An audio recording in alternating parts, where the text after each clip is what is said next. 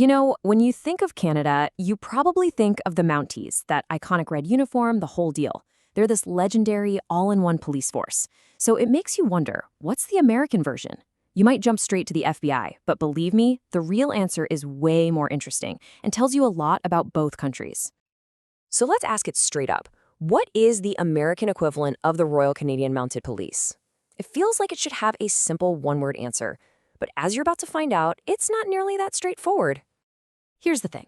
A direct one-for-one comparison, it just doesn't exist. And the reason why gets right to the heart of a huge structural difference in how these two neighbors handle law and order. To get it, we've got to start in Canada. Okay, so before we can even look for an American counterpart, we have to get a real handle on what the RCMP actually is. Because its job is so incredibly broad, it's one of the most unique police forces on the entire planet. The official definition says the RCMP is Canada's national police force. But honestly, that barely scratches the surface.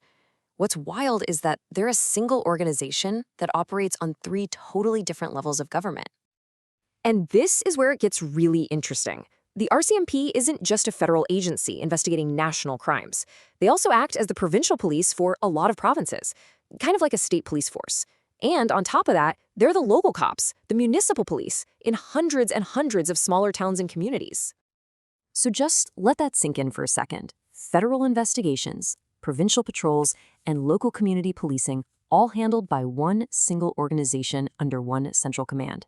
Remember that phrase, a single integrated system, because the American way of doing things is the exact opposite. All right, now let's hop across the border into the United States. Instead of that one do-it-all force, what you find is this huge, decentralized network of different specialized agencies. And this really gets us to the core answer. There is no American Mountie, not a single one.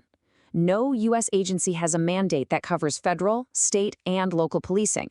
Instead, those jobs are intentionally split up among many different groups. Now, I know what you're probably thinking, but what about the FBI? And yeah, they're the country's main federal investigative body for sure, but their mission is laser-focused on huge things like national security, federal crimes, and counterterrorism. They just don't do regular state highway patrols or local community policing.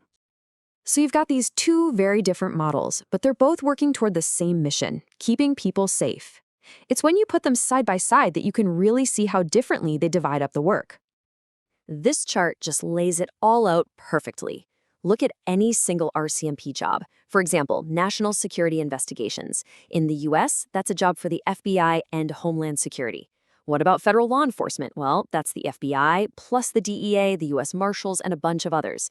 And then, when you get down to the provincial and local stuff that the RCMP does every day, that's covered by literally thousands of separate state police forces, county sheriff's departments, and local city police. Even their origin stories tell you everything. The RCMP's ancestor, the Northwest Mounted Police, was created way back in 1873 as a frontier force. It was designed to bring law and order to these huge, sprawling, sparsely populated territories. The FBI came decades later, in 1908, for a much, much narrower reason, to investigate a very specific and growing list of federal crimes. So, at the end of the day, it really boils down to this one simple but massive difference.